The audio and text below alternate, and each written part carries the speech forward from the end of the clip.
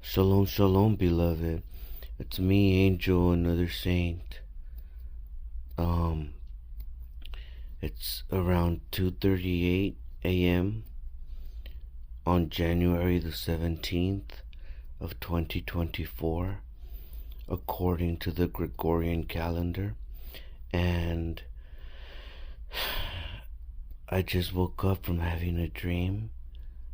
I don't know if I already said that, but I look over to my desk and I don't have my backpack where I have a notebook where I write stuff down, and I wanted to write this dream down because I didn't want to forget it, but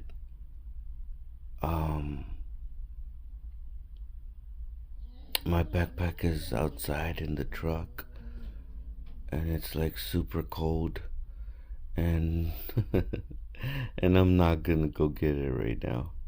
But anyways,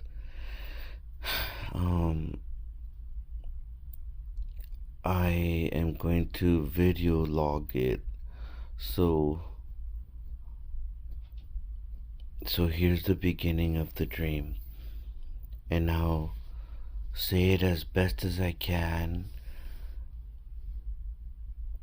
without any exaggeration and without any lying, and just as best as I can remember it, okay? Alright, so here I go.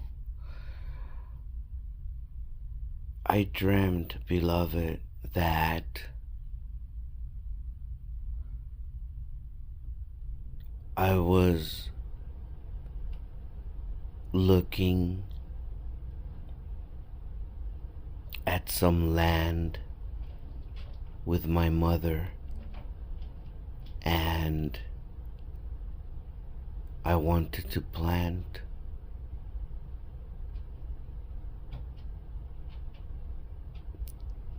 cherries and roses, and I don't know, potatoes.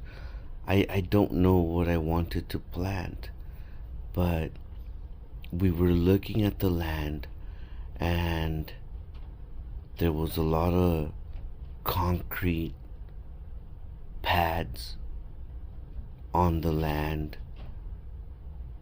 but there was like little areas of dirt in between the concrete pads, and we saw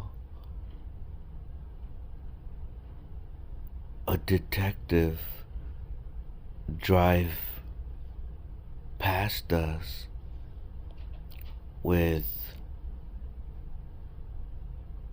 a woman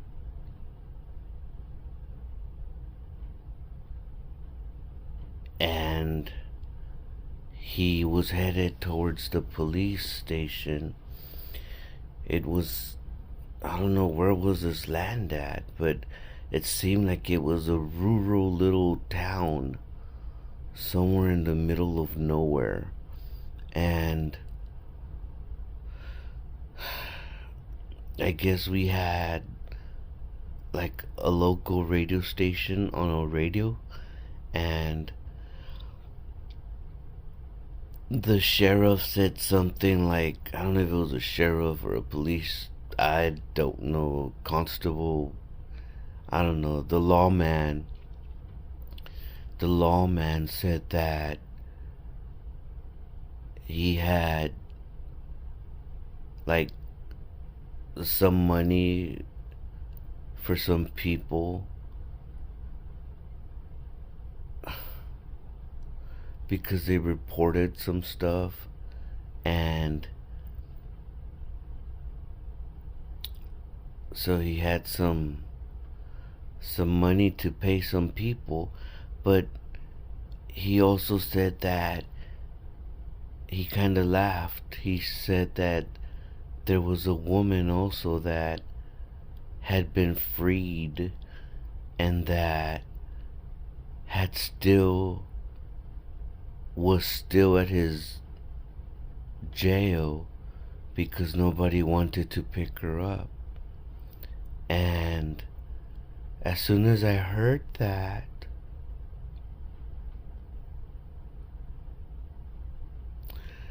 it broke me, and I started like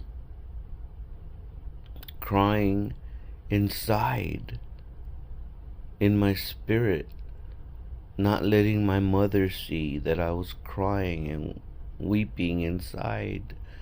So I told her, Mom, let's go pick that woman up. And she looked at me like, boy, what's wrong with you?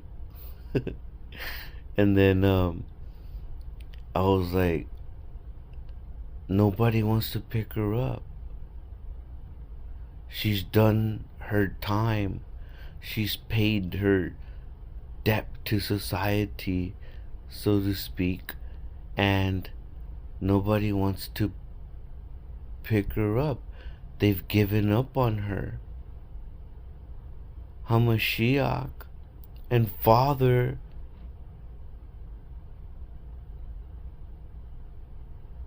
they haven't given up on us. We can't give up on her, Mom. And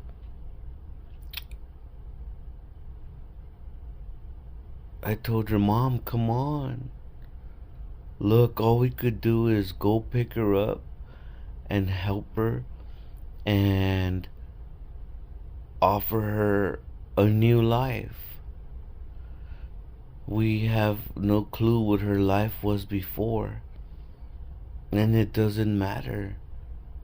We could go pick her up, we could give her room and board, and if she wants to help us plant, then she could help us plant. And I don't think my mom was gonna plant stuff. I think it was just me. But I guess in a way,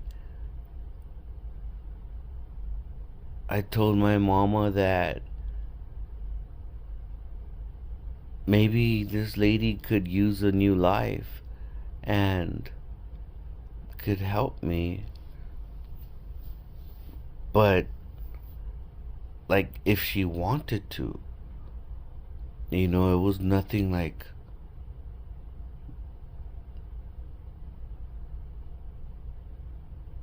romantic. I mean, I didn't even know how she looked. Well, anyways, so my mom and I started walking because that's how close we lived to that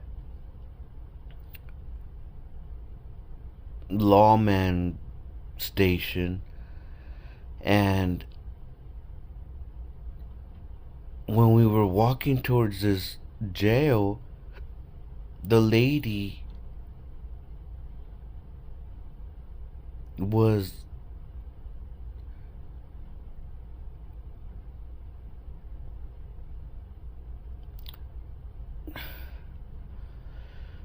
it was some woman. She was a blonde woman, and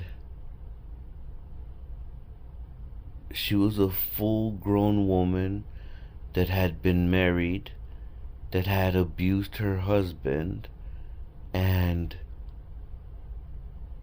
I don't know if she was into drugs or prostitution or verbal, physical abuse. I don't know, but she had done something really bad to her husband, and everybody had given up on her. So then, as we were walking towards the jail, we heard some people talking about her, and that's what we heard. that's why I'm able to tell you what I told you, because as we were walking to her, we started hearing about people talking about her, and men and women were talking bad about this lady. So then we kept walking towards her, not minding anybody else. We were going over to her for one reason, and that one reason was to offer her a new life.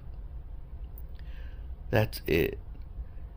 So when we kept walking towards her, and I guess she had a few dollars on her, and she walked out of the jail. We saw her walked out, but we still walked to the jail to make sure that we were looking at the right woman, or you know what I'm saying, because we don't know. So then they tell us, yeah, that's her over there. She's already going to the store, and who knows, probably to find her next victim or something. And I was like, wow, that sucks. They don't even want to give her a chance, you know? So then the lady had walked into a store, and my mom and I were kind of like following her, but we couldn't see her because she had walked into the store. So then she came out of the store, and she came out like nice and clean and wearing a beautiful dress, and she even had like glitter, um like on her face, on her arms, and she looked so pretty. She was like just glimmering. and and my mom approached her first because I guess even my mom knows that uh I tend to scare people just by my appearance. So my mom got close to her and told her, "Can I talk to you, lady?" And I'll try to go fast. I'll try to speed up the way I'm talking. It's already 13 minutes. And my mom told her, "Look, we're trying to help you. We would like to offer you a new life. Um, would you, be interested?" And then she saw me getting close. So the lady's like, "What's up with this guy?" And then my mom laughed, and she's like, "Well, this is my son. It was actually his idea to come and offer you a new life." And then the lady was like, "Wow, really?" And I looked at her and I told her, "Yeah, and I didn't even know you looked like this," because it was like I I I I, I didn't. She had just gotten out of jail, and who knows how long has she been there? But her hair was all knotted up, and she was still wearing a jumpsuit. I think it was orange. And next thing you know, she came out of that place looking like a runway model type. And she just, I guess what the world would say, she looked beautiful according to the world.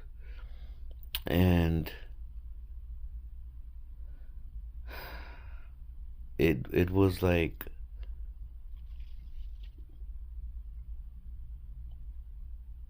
I don't know, it was just something. It I was gonna say it was something out of a dream, but it was a dream. But I kept looking at this woman's face, and there was so much hurt. There was so much pain. And anyways, so then I woke up, and I didn't want to forget this dream. So it gave me the idea to start logging my dreams. I'm nobody special. I'm just another saint. But I don't know. Maybe it'll help somebody somehow, somewhere. And maybe it's just to help myself, because I don't like to feel alone, and lately I've been feeling very alone.